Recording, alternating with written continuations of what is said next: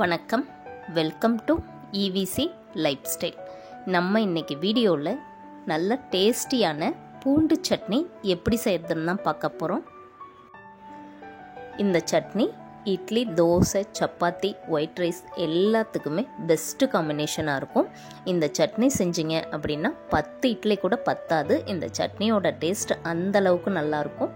வாங்க எப்படி செய்யறதுன்னு வீடியோக்குள்ளே போய் பார்க்கலாம்.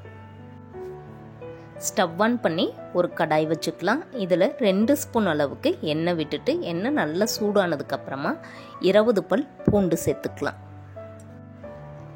அடுத்து 2 பெரிய வெங்காயம் நீள்வாக்கில் கட் பண்ணி சேர்த்துட்டு காரத்துக்கு 12 காஷ்மீரி மிளகாய் எடுத்திருக்கேன்.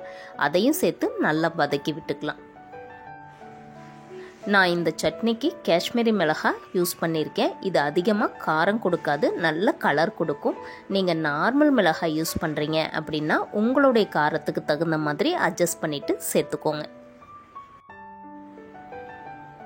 நம்ம சேர்த்துருக்கிற வெங்காயம், பூண்டு இது எல்லாமே நல்லா இந்த அளவுக்கு கலர் மாதிரி வர வரைக்கும் ஸ்டவ்வை லோ ஃப்ளேமில் வச்சுட்டு நல்லா வதக்கி விட்டுக்கோங்க. இந்த அளவுக்கு வதங்கி வந்ததுக்கப்புறமா ஸ்டவ்வை ஆஃப் பண்ணிடலாம். இது நல்லா ஆறி வந்ததுக்கப்புறமா ஒரு மிக்ஸி ஜாருக்கு மாற்றிக்கலாம். இது கூடவே சின்ன நெல்லிக்காய் சைஸ் அளவுக்கு புளி, சட்னிக்கு தேவையான அளவுக்கு உப்பு சேர்த்து கொஞ்சம் கூட தண்ணி விடாமல் நல்லா இந்த அளவுக்கு அரைச்சி எடுத்துகிட்டு வந்துடுங்க. நான் பெரிய ஜாரில் ஃபஸ்ட்டு சேர்த்துருந்தேன். சரியாக அரைப்படாதனால சின்ன ஜாரில் சேர்த்து இந்த அளவுக்கு அரைச்சி எடுத்திருக்கேன். உங்களுக்கு சரியாக அரைப்படலை அப்படின்னா கொஞ்சமாக தண்ணி சேர்த்து அரைச்சிக்கோங்க. திரும்ப ஸ்டவ் ஆன் பண்ணிவிட்டு அதே கடாய் வச்சுருக்கேன். இதில் 2 ஸ்பூன் அளவுக்கு எண்ணெய் விட்டுக்கலாம். எண்ணெய் நல்லா சூடானதுக்கப்புறமா 1/4 டீஸ்பூன் அளவுக்கு கடுகு சேர்த்து 1/2 டீஸ்பூன் உளுத்தம்பருப்பு சேர்த்துக்கலாம். கடுகு நல்லா பொரிஞ்சு வந்ததுக்கப்புறமா ஒரு கொத்து கருவேப்பிலை சேர்த்துக்கலாம். கருவேப்பிலை நல்லா பொரிஞ்சு வந்ததுக்கப்புறமா நம்ம அரைச்சி எடுத்து வச்சிருக்கிற சட்னியை இது கூட சேர்த்து நல்லா கலந்து விட்டுக்கலாம். இந்த சட்னி தாளிக்காமல் கூட நீங்கள் அப்படியே சாப்பிட்லாம். டேஸ்ட் ஒன்றும் டிஃப்ரென்ஸ் வராது.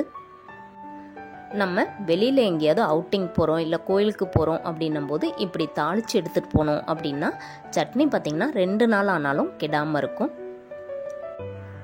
ஸ்டவ்வை லோ ஃப்ளேமில் வச்சுட்டு 1 நிமிஷத்துக்கு நல்லா இந்த மாதிரி வதக்கி விட்டுக்கோங்க. நல்லா வதக்கி விட்டதுக்கப்புறமா உப்புலாம் செக் பண்ணிவிட்டு ஸ்டவ்வை ஆஃப் பண்ணிக்கோங்க. அவ்வளோதான், நமக்கு சூப்பரான பூண்டு சட்னி ரெடி. நீங்கள் இது வரைக்கும் இந்த மாதிரி ட்ரை பண்ணதில்லைன்னா கண்டிப்பாக ஒரு டைம் செஞ்சு பாருங்கள். செஞ்சு பார்த்துட்டு எப்படி இருக்குன்னு எனக்கு கமெண்ட்டில் சொல்லுங்கள். வீடியோ பிடிச்சிருந்தா லைக் பண்ணிவிட்டு ஷேர் பண்ணிவிட்டு மறக்காமல் நம்ம சேனலை சப்ஸ்கிரைப் பண்ணிக்கோங்க. தேங்க்யூ.